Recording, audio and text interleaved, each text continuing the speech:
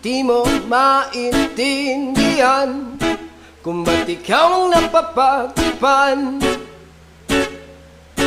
ng halik ng kamalasan. Kinapang mong marahan ng hagdanan para lamang makidlatan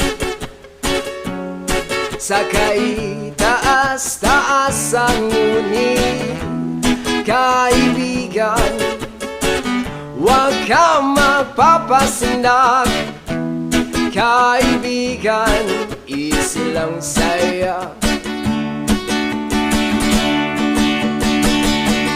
Dahil wala rin